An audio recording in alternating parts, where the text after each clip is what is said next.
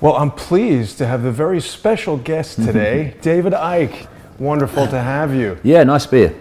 So you've just had the premiere of your film. Was it the New York premiere, not exactly the No, world New York premiere. It was the third group of people that have seen it. It should have been the fourth, but of course we had some interesting experiences in Los Angeles when they banned the premiere at 2 hours' notice.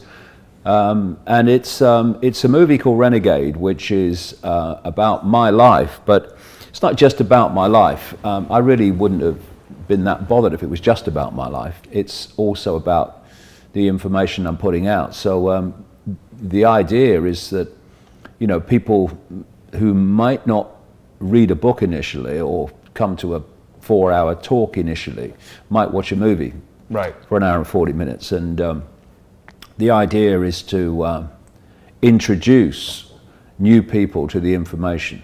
Because my experience is when people see this other explanation of world events, it makes more sense to them than the official narrative, shall we say, that are awash with extraordinary levels of mendacity. Yeah, and I thought it was an excellent introduction to you, to your work, and some of the bigger concepts that you talk about. I mean, obviously you've been doing this for decades. You started out on the BBC, well, initially as a professional footballer, right? Yeah, I was born on a what we call in Britain a council estate, which basically you rented your house from the council, the local authority. And you know, I always wanted to be a footballer. Well, not always, but from a very early age I wanted to be a footballer. And I never contemplated anything else. People were saying, well, very few people become footballers. What are you going to do if you don't become a footballer? And I said, I'm going to be a footballer. And an extraordinary series of, quote, coincidences led me along this process of experience and bits of luck that led me to be a footballer. Then my career ended with rheumatoid arthritis at 21. And I went into journalism, and I worked on newspapers, I worked on radio, I became a national television presenter with the BBC. For a time, I was a national spokesman for the British Green Party, till I realised that it may have a different name, but it's the same political, it's the same political program. And then my life went through an extraordinary, esoteric explosion. And I started on this path, and I've been doing it ever since. Yeah, and the film goes into good detail as to how that mind explosion, as you called it, occurred. So it's interesting to hear this background, because you really you've been an insider in news, in government, and this is really something that, I know you're not a fan of President Trump, not going to get into a conversation about that, but his presidency has more than any other exposed this nexus of media, government, corporations, how they all come together to basically fool everyone, hasn't it, a little bit? Well, it has, but you know, this cabal that I say are behind world events and behind the here today, gone tomorrow politicians, one of their enormous skills, in fact their foundation skill, is the understanding of human psychology. So they can manipulate a situation whereby the public appear to see one thing when something else is going on.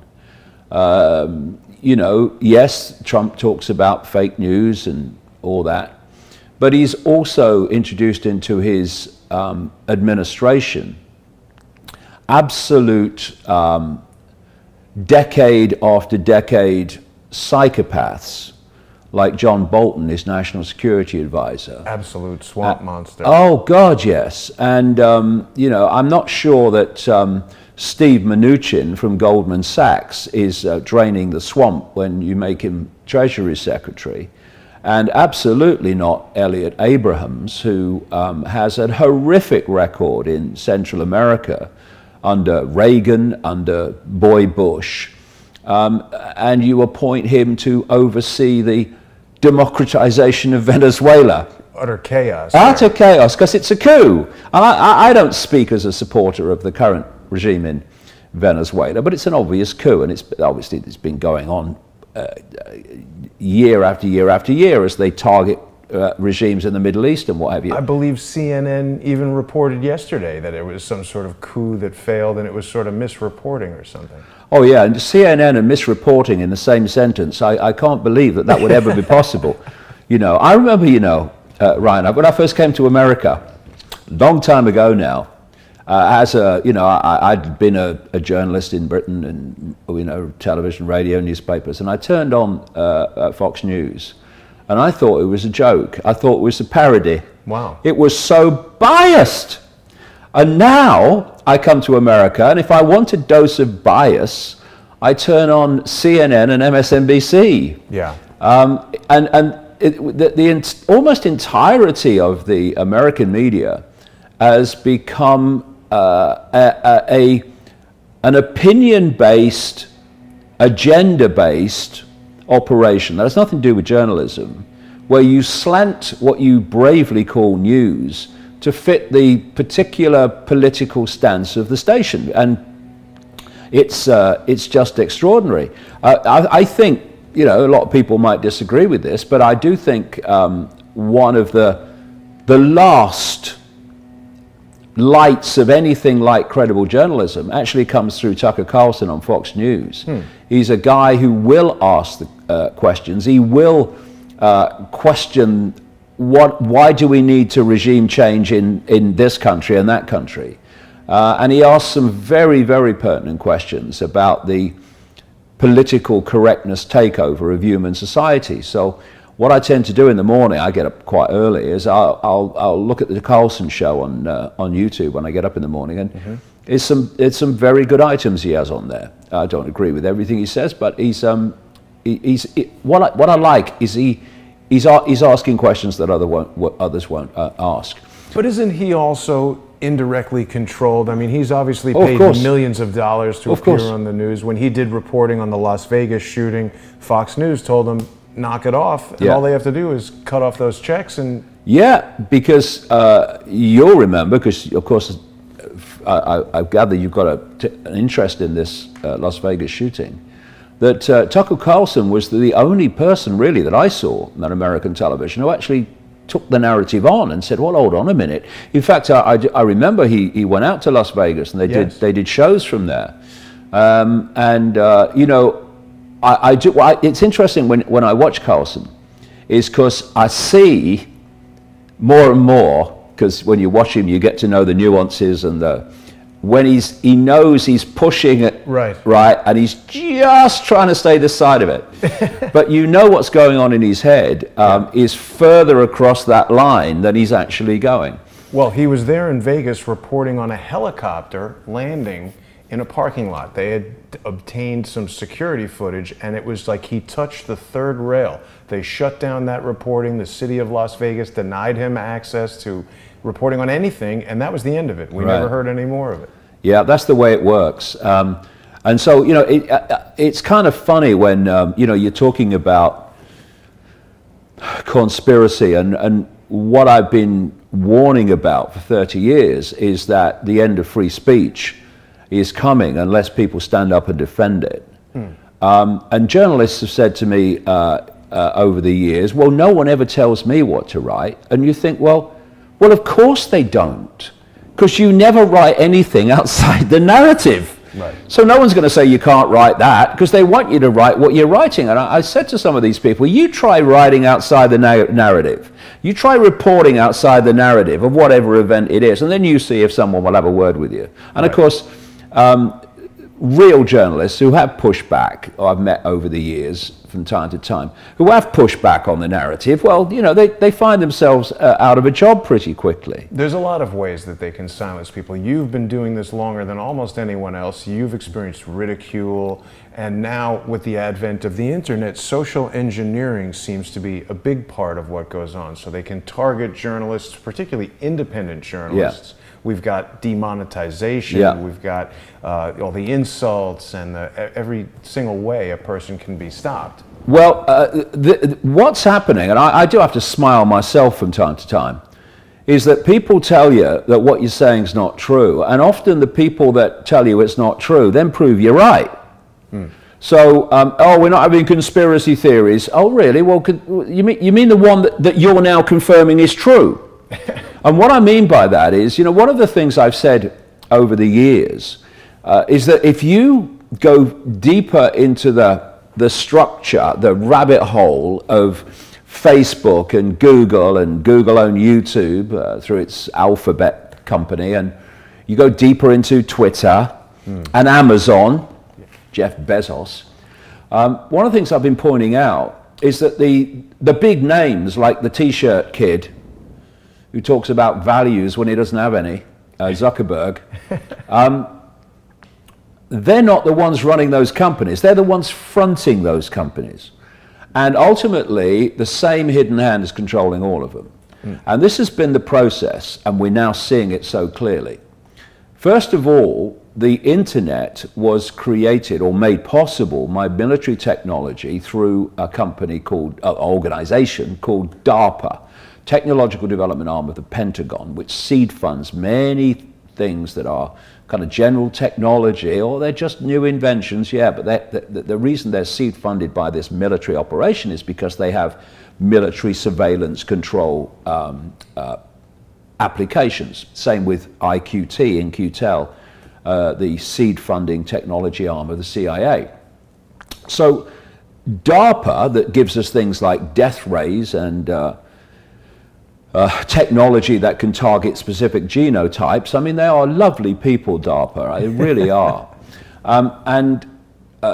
They openly boast that they created the internet. They made the internet possible. So obviously, the internet is not what it has been sold as. I'm not saying there's not good things about the internet, but the ulterior reason for it is not good for humanity. And the idea was to create a situation where the internet eventually became the central pillar of human society, and to a point where it was irreversible. And at the same time, they are backing these companies early on. And if you look at the history of companies like Amazon and many of these others, year after year after year after year, they lost vast amounts of money. Yeah. But somehow, someone's shelling out the necessary. And when you are developing a presence on the net, or in terms of Amazon completely dominating book circulation, and you have a unlimited budget, what chance has anyone got to compete with you? Exactly. When they don't have a limitless budget? So this is all being done systematically, to the point where, A, the internet becomes the irreversibly dominant pillar of human society, which it has now. And two, these companies, seed funded, become the near monopolies in their area of operation: social media, search engines, retail, and books in terms of Amazon. Television. And once that point of monopoly has been reached, once that point of internet domination of human society has been reached, then what has gone before, which is the free flow of information, which had to happen or people wouldn't have got into the internet and people wouldn't have got involved in these companies, once that point has been passed, and of course it's been passed now, then they start creating the internet that was planned to be all along.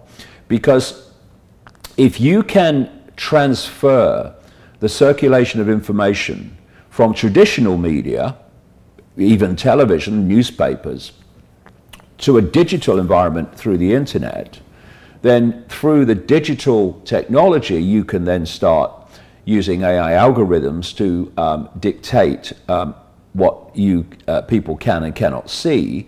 And in America, you have this First Amendment to protect freedom of speech, but only from the government, right? Not from private corporations. So they've circumvented the First Amendment by putting the control of communication of information into the hands of private corporations, which in the end are controlled by the same people. And now we're seeing, I mean, only yesterday as we speak, that we've had this outrageous next step in terms of Alex Jones and Louis Farrakhan and others, who have not only been banned from Facebook, but people are banned from posting anything positive about them. They can post negative things about them, Wow. but they can't post positive things. They can't post links to things that they've done. This is George Orwell's 1984. This is creating non-people. It's really unprecedented. Unprecedented. Right? I mean, we've got deplatforming, depersoning. I mean, what can these people do? Is there any hope for humanity that this is? Well, what we need is pushback. You know, the mainstream media, because when you look at what's happened to Jones, and you know, this is not about Alex Jones. I agree with much that Alex Jones has said over the years. I disagree with much Alex Jones has said over the years. But it's not about Alex Jones, like it's not about Julian Assange. It's about the principle of freedom and the principle of freedom of expression. Because if anybody does not have the right to free speech, then no one has it, because there is no free speech. Right. All that's left is conforming within the parameters of dictated acceptability, which is masqueraded as freedom of speech. Well, it's not freedom of speech at all. Freedom of speech is to open your mouth and say what you think. Right. And so we have this situation now, which is not only unprecedented in terms of the scale of an obvious blatancy of outrageous fascistic censorship, but you have also the ability to observe the mainstream media's response to it, and it's basically been cheering them on. Yeah, well, it's a major part of it, of course. Assange has just had a hearing in London, and basically his lawyers are fighting back against what appears to be a move to have him extradited to the United States. What do you think about this phenomenon with WikiLeaks and how Julian Assange has been imprisoned? Well, you can't divorce any of it from everything else.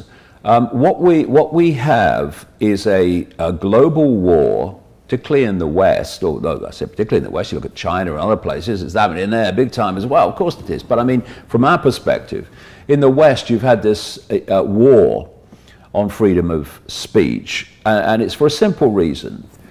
The goal of this whole cabal, again, as I've been saying for decades, is to create a situation where they so control information that only what they want people to see and hear does anyone see and hear. This is what this progression is moving towards.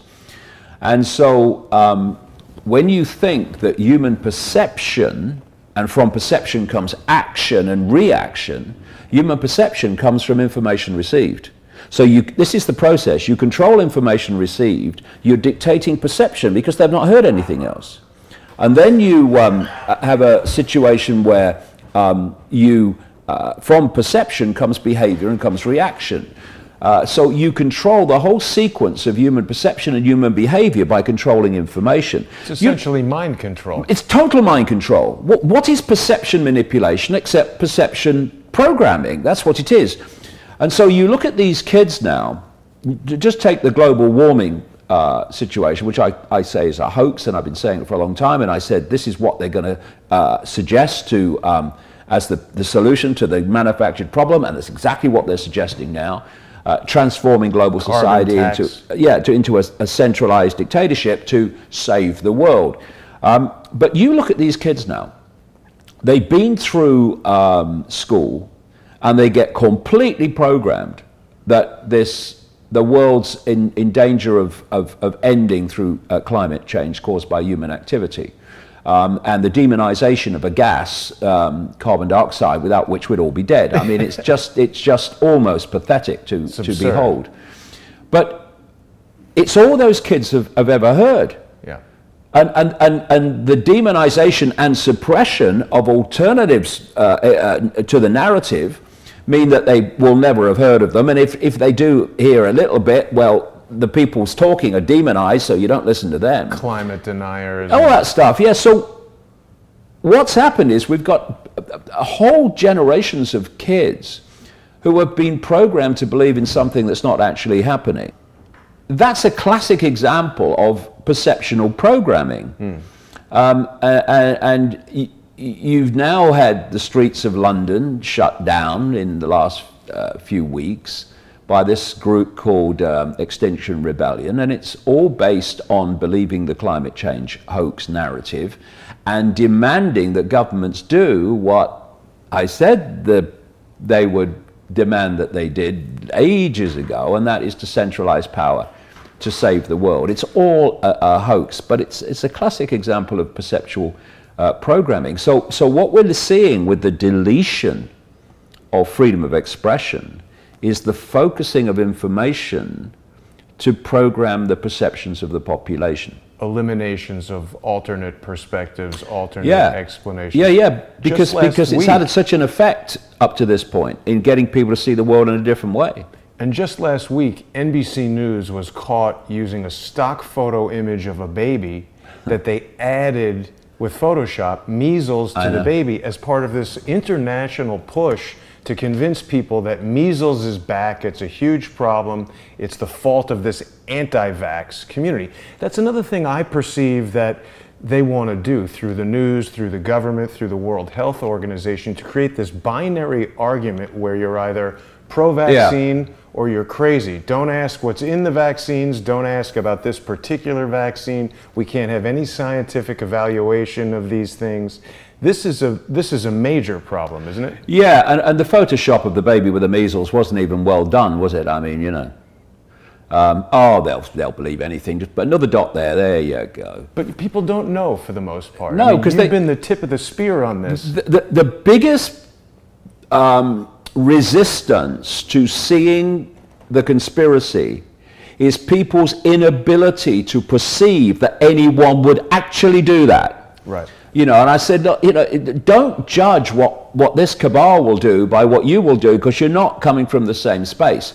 Now, we talked about the fascistic nature of information and free speech suppression, but what more definition of fascism can you have than the state telling you what you will put in your own body and what will be put in your children's body?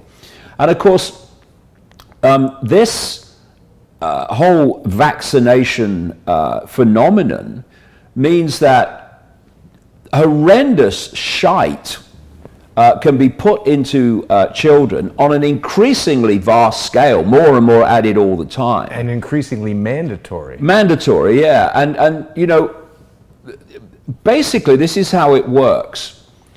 If you do what the state says, you have choice. You have choice. You have choice on vaccines. We wouldn't impose vaccines. No, you have choice. But you're doing what we want anyway, so yeah, you have choice. Now if people start saying, actually, you know, this alternative media and this stuff, well, we've actually looked at this vaccine stuff and maybe it's not so good. You're now not taking the choice to do what we want you to do, therefore we bring in the mandatory. This is what they plan for microchips. Microchips? Well, if people want big microchips, they're going to be microchips. It's just a choice. And then you make it more and more difficult, like with credit cards, to operate without them. Right. And then you make a mandatory. That's the process. And they're so predictable, these people, if you actually study them and how they work.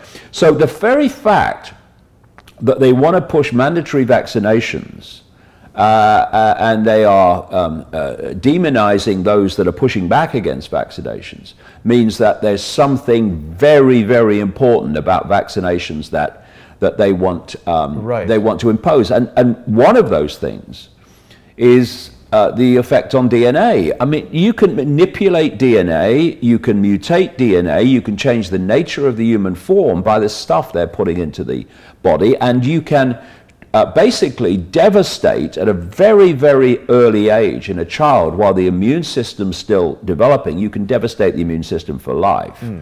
And when, you know, one of the good things about me being just turned 67, born in 1952, is that people of that age have a radar. They have a radar of experiencing what it was like before this. Really, I mean, there was madness then, but I mean really extreme madness and impositions that we've got now. And when I grew up in the 50s, measles was just part of childhood. Yeah, it's like the flu. It wasn't like, oh, it's got measles. It was like, oh, he's got measles. That was it. You get over it. And what these childhood diseases did was kick in the immune system and the immune system read the code of the disease and you had immunity for life. Whereas vaccines don't give you that, absolutely. What do you need a booster for if they give you immunity for? I mean, come on, I mean, it's in your face.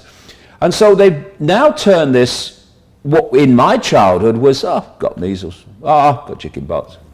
And you know, to us kids, it was quite good because you got off school if you got the measles. Right. You don't have to go to school today, all good.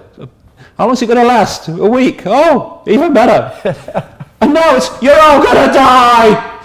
And this is all calculated to demonize people. I love this thing.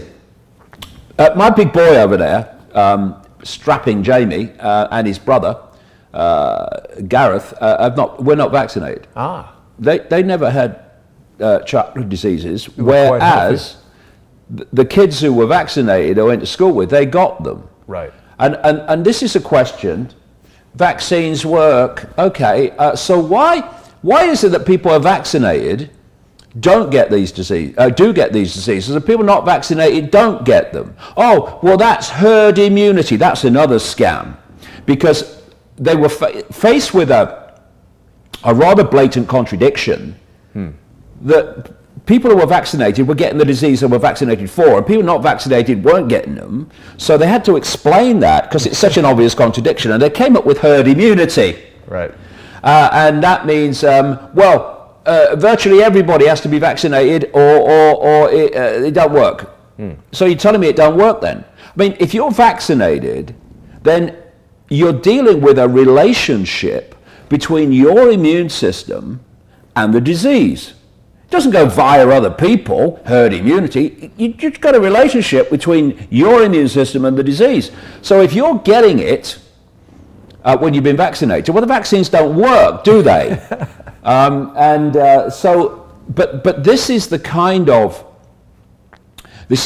of exchange and discourse that they don't want people to hear, because people go, right, that's right, isn't it? Thinking for themselves. So you have to silence it. This is the point, and it's so easy to see. People say to you, so what is the agenda? What are the points of this agenda you're talking about? Answer, so simple. Look at everything you cannot have an alternative opinion about. Right. Either because you are directly censored or the tidal wave of abuse that follows. If you can't have a different opinion about it, it's the agenda. Very simple. Very simple to see. And this is why. If debating what the agenda wants would demolish what the agenda wants, then you're not going to have a debate, are you? This is why they want to delete freedom of speech. So where they can't win the debate, they shut down the debate, so there is no debate and only one side is ever heard. Look at it. Transgenderism and this explosion. I've got nothing against people who are transgender. Good luck to them. You know, none of my business. But don't push it on everyone else and push it on kids. Yeah. So there are thousands of % increases in England and Wales alone of kids who are saying, well, I think I'm another gender. Well, where'd that come from? It's come from programming. It's come from all the explosion of stuff. And you want to push back on that? You're a parent who wants to push back on that? Social services turn up. Right. Take your child away. You look at human-caused global warming. You can't have an open debate about that, and all these other aspects of society that are increasingly shut down in terms of debate. Why do you shut down a debate? Because you can't win it, so you don't have it. That's why it's happening. One of the major points of Renegade, the David Icke life story that you just premiered in New York, was that over time, your reception by the general public has really warmed quite a bit compared to Big the time, ridicule, the open ridicule. Yeah. What do you attribute that to? Do you think people's minds are opening to this stuff now? Well, two things. Yes, that's true. More and more people are opening their minds. But, you know, I said years ago, you know, in the days when, you know, it's a load of rubbish, I said the time's going to come when what I'm revealing, which is happening under the radar with an ulterior motive of where he wants to go, there's going to come a time when that has to break the surface. Because you can't manipulate under the radar forever. If you want to transform human society, there has to come a point where human society starts to transform in the world of the seen. And of course, what's happening is that is happening. Yeah. And people are observing these changes, the kind of things that are going on with free speech, for instance, and mandatory vaccinations and all this stuff. And they're going, well, hold on a minute, what's happening? And that very question opens people up to alternative explanations for what's happening, because there doesn't seem any rhyme or reason to it under the official narratives of why it's happening.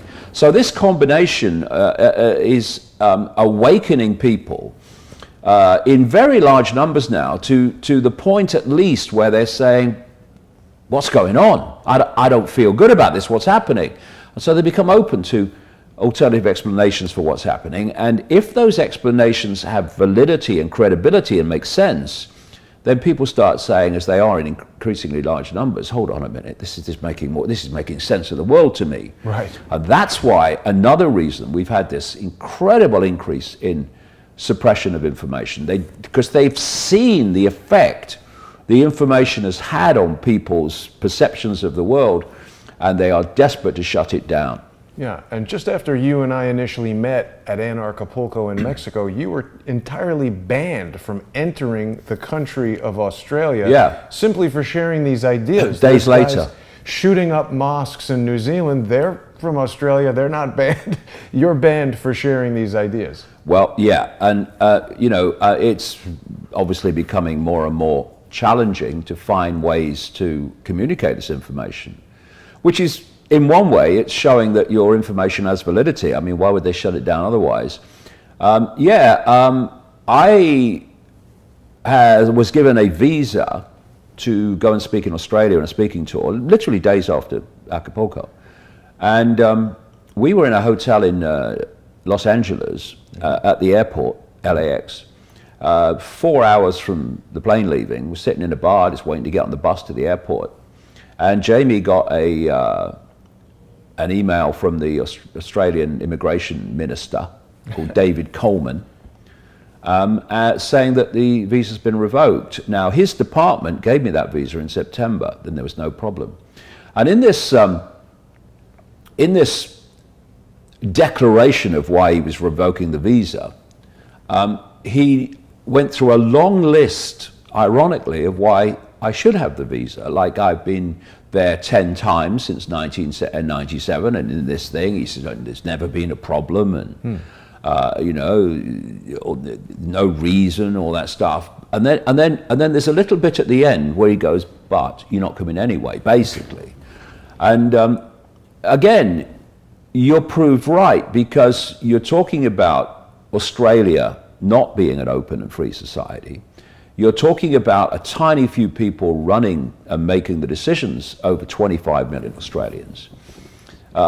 People say, oh no, that's not true, and then they prove you're right, because in effect, when you break it down, I won't go into detail now, but when you break it down, one person has decided that I can't speak in Australia, and decided what 25 million Australians can and cannot hear and choose to hear.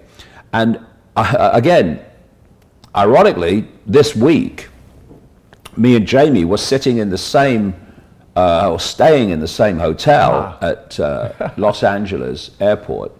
And we got in a car with the producer of Renegade and headed to a theater called the Aero Theater in Santa Monica for a meet at 4 o'clock with the people that ran it to go through the technical check of the showing, the premiere in Los Angeles of Renegade.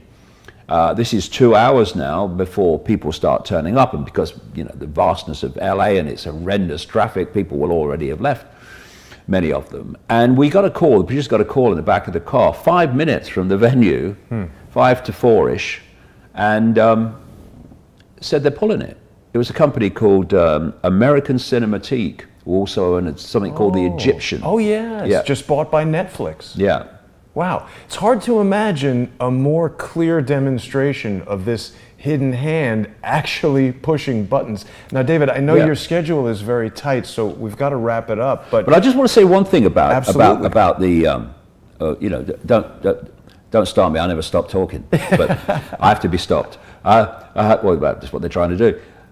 The sinister thing about this interaction, most sinister thing, was the producer was asked if the film at the premiere was about me. And he said, well, yeah. And this is the question. Does it put him in a good light? Wow. That was the question. And the producer said, well, yeah, it comes across fine, it comes across good. And he said, well, we're not having it.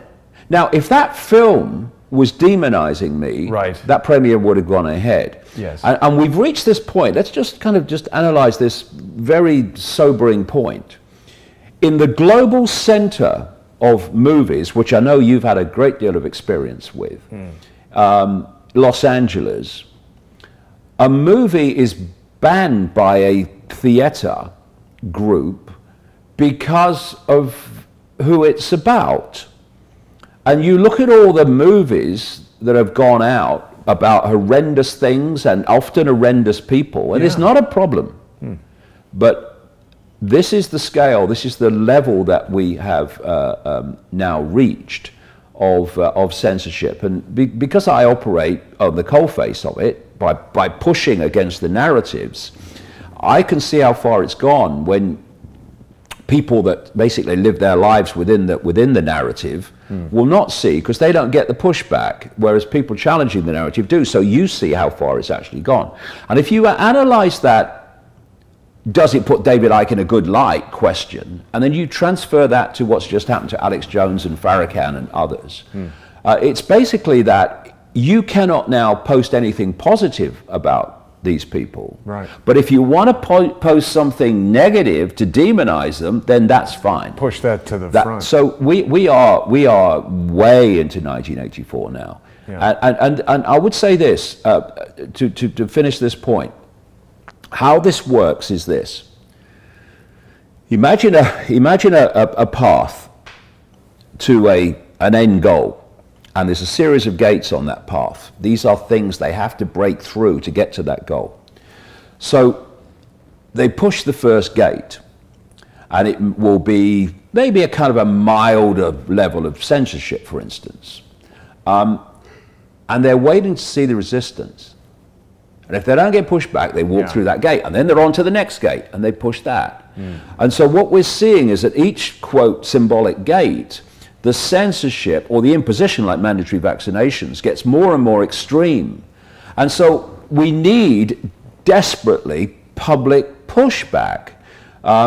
For instance, expressed outrage about what's happened, what Facebook have done, and let's let Facebook have some consequences, because while there are no consequences, they'll go on making the censorship more and more extreme. Well, it's really like a child testing its boundaries, or any animal. Exactly. Talking of a child, of course, it's run by Zuckerberg. Well, officially.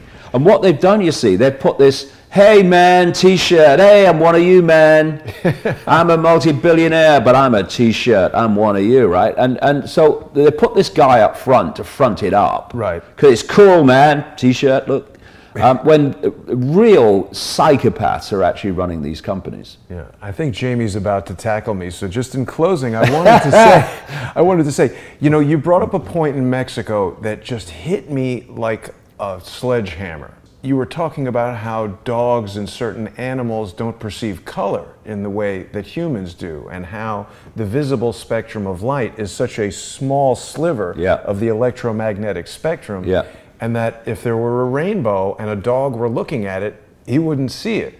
Does that mean it's not there? And the analogy of how we as humans have such a narrow spectrum of perception, there are so many things in our world that are here, but we just lack the senses to perceive. It's real simple. What we perceive as reality is what we decode as reality. And what frequencies we operate on, because everything's operating on frequencies, dictates what we decode and what we don't decode. So just because we're looking out into this room, if I said to most people, when you look out into this room, can you see everything in the space you're looking at? They said, well, yeah, of course you can. just seeing this tiny band of frequency, almost like you could symbolize it as a TV channel. When you're watching NBC, you're watching a channel, a band, a frequency, if you like. And all the other channels exist in the same environment, but you're not tuned to them, so you only see one. And then you tune to another channel, you see another one, and NBC's now disappeared, but only to your vision. It still exists and can be seen by other people. So this understanding that what we perceive as reality is a tiny band of frequency. And when you look at the night sky and you see that explosion of lights, and when you look at that night sky, you're talking about a tiny fraction of one galaxy within what is now projected to be a universe of trillions of galaxies. So that is just on that level, you see the vastness of possibility and other life and what have you. But then imagine that vastness is only what you can see within this tiny band of frequency. What about the rest of infinity beyond that band that we are decoding called the five sense world?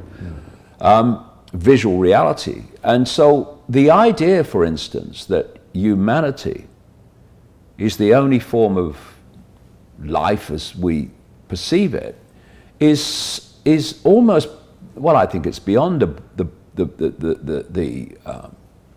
it's beyond the border of insanity, really. It's just crazy. It's certainly beyond the realm of mathematical probability. Yeah, and if you want to isolate people and to draw their focus in so they perceive a tiny, tiny range of possibility, which I call the postage stamp, then you don't want people perceiving the vastness of everything, because that opens your mind. That process of seeing the vastness opens your mind with the perception of the vastness. They want people here. And when you're here, you can laugh in the face of people who say there is infinite life elsewhere. And that brings us back to the power of perceptual programming, which is basically the power of the conspiracy, because that's what it's absolutely founded on. We need to take our minds back. We need to take our perceptions back and start coming to our own conclusions and not taking off the peg, off the shelf, the conclusions of the state and the authorities. Because if we do, we are going to continue to be led down this very dark and very dangerous road to a state of control that would even make Orwell wince. Absolutely. And with that, David, I want to thank you for joining me today. It's been Cheers, a pleasure speaking with you. People should know that your book, Everything You Need to Know, is available now in bookstores. Everything you need to know but have never been told. And starting in June, people will be able to download the new movie, Renegade, the life story of David Icke. Where can they find the movie? They'll find it on, all the details on davidicke.com. It's out on June the 4th. Not only will get the movie, they'll get about 2 hours of extras that didn't get in the movie. And it's not just about my life, it's about my life and work, and it's the work part. And by the way, I've just finished another book, which will be out in September, and there'll be pre-orders in early August. And the pre-orders are very, very important. I'll tell people that. Because this book is going to be so controversial. I mean, the cabal will have to take to their beds to come to terms with the fact that someone's actually written and published it. And so what happens when it becomes known what's in it, I don't know. So people pre-ordering is very important. So they'll get it before that point that the system knows what's in it. So, but it's a very, very controversial book that just blows the thing apart and names the names who are doing it. Excellent. I think people can look forward to that. Thank you again, David. And it's called The Trigger. The Trigger. The Trigger. Perhaps we'll have an opportunity to speak again. I'd love to. The book is out. I'd love to. Thank you very much, and thanks everybody for watching.